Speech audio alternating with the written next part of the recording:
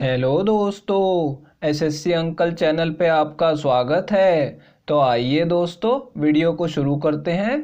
तो आइए दोस्तों, ये पहला सवाल देखते हैं।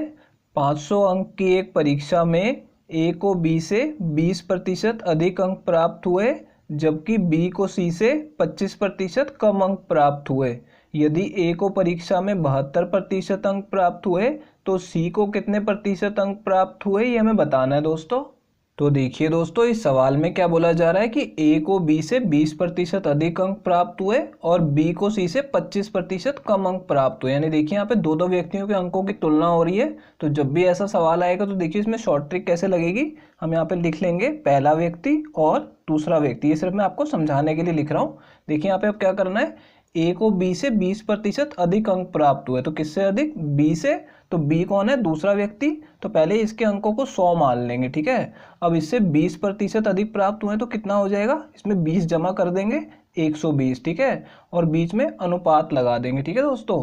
अब देखिए यहाँ पे आगे हमें क्या कंडीशन दी है कि बी को सी से 25% कम अंक प्राप्त हुए हैं। तो सी से कम प्राप्त हुए हैं तो सी दूसरा व्यक्ति है, तो इसे 100 मान लेंगे, ठीक है। अब इसकी तुलना में 25 कम प्राप्त हुए यानी 75 अंक प्राप्त हुए।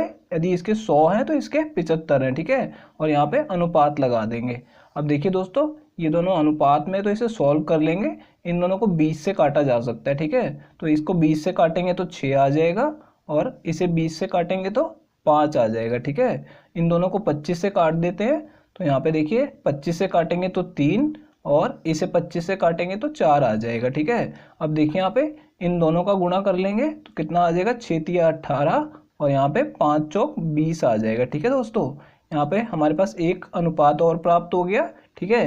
लेकिन अब ये किसके अंकों का अनुपात है, ये कैसे पता लगेगा, ये ध्यान से समझ लीजिए। देखिए यहाँ पे हमने ए और बी के अंकों की तुलना करी थी और यहाँ पे बी और सी के अंकों की तुलना करी थी, ठीक है। तो जो पहले वाली वैल्यू आएगी वो यहाँ पे जो जहाँ से शुरू हुआ था ए से, तो यानी ये ए के अंक है और ये दूसरे वाला ये लास्ट वाला होगा, ठीक है। यानी ये सी के अंक है, ठीक है दोस्तों। ये आपको ध्यान रखना है।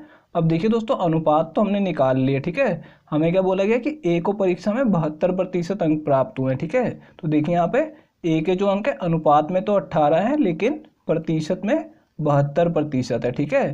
तो ये इसका 4 गुना है, ठीक है। 18 चौक 72 होता है, ठीक है। तो इसलिए मैंने बता दिया आपको कि ये 4 गुना है।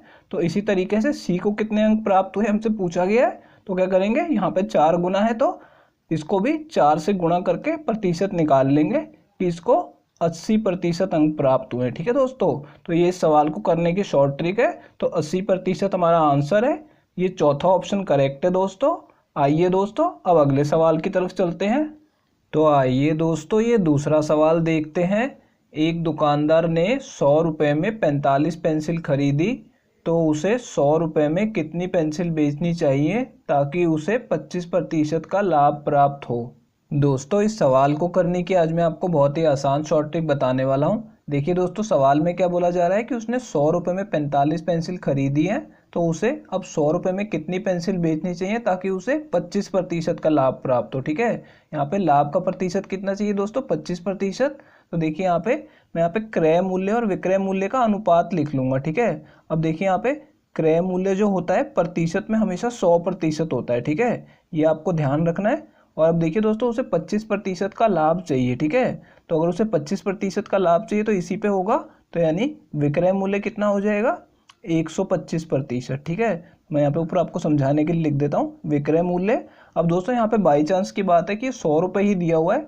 अगर यहाँ पे कोई भी धनराशि दी होगी तब भी आपको क्रय मूल्य को 100% ही लेके चलना है, ठीक है। और लाभ का प्रतिशत 25 था, इसलिए मैंने इसमें जोड़ दिया 25, ठीक है। अब देखिए यहाँ पे इन दोनों को काट लेंगे क्योंकि दोनों अनुपात में है, ठीक है। तो काटने पे देखिए 25 से काटेंगे तो यहाँ पे 4 आ जाएगा और इसे 25 से काटेंगे तो 5 आ जाएगा, ठीक है। तो ये हमारा क्रय मूल्य और विक्रय मूल्य का अनुपात आ गया, ठीक है। ये कितना है, 4:5। अब क्या करना है दोस्तों, आपको इसे उल्टा करके लिख देना है, ठीक है। तो यहाँ पे क्या करेंगे, 5:4 लिख लूंगा मैं, ठीक है। अब देखिए यहाँ पे ये जो उल्टा करने पे आया है ये हमारा संख्या का अनुपात आया है, ठीक है। इसे ध्यान से समझ लीजिए, ये हमारा संख्या का अनुपात है। तो देखिए दोस्तों, यहाँ पे क्रय का मतलब होता है खरीदना और विक्रय का मतलब होता है बेचना। यानी देखिए अगर उसने 5 पेंसिल खरीदी है तो उसे 4 पेंसिल बेचनी होगी, यानी अनुपात में तो वैल्यू आ गई है, ठीक है। अब यहाँ पे वास्तविक वैल्यू कितनी है कि उसने 45 पेंसिल खरीदी है। ठीक है, तो यहाँ पे मैं 45 इसके सामने लिख लूँगा। ठीक है, और उसे बेचनी कितनी चाहिए वो मुझे निकालना है। ठीक है, अनुपात में वैल्यू है 5 और वास्तविक है 45, यानी ये इसका 9 गुना है। ठीक है, ये आपको देख लेना है, तो इसे भी 9 से गुणा करके वैल्यू निकाल लेंगे। ठीक है, तो 9 चौक कितना हो जाएगा, 36 आ जाएगा, यानी उसे 36 पेंसिल बेचनी होंगी ताकि उसे 25% का लाभ प्राप्त हो। दोस्तों अगर ये वीडियो आपको पसंद आई हो तो इसे लाइक कर दीजिए, और दोस्तों अगर आप लोग चैनल पे नए हैं तो चैनल को सब्सक्राइब जरूर कर लीजिएगा, और दोस्तों नोटिफिकेशन बेल को दबाना बिल्कुल मत भूलिएगा। तो दोस्तों इस वीडियो को यहीं ख़त्म करेंगे, आपसे मिलते हैं अब अगली वीडियो में।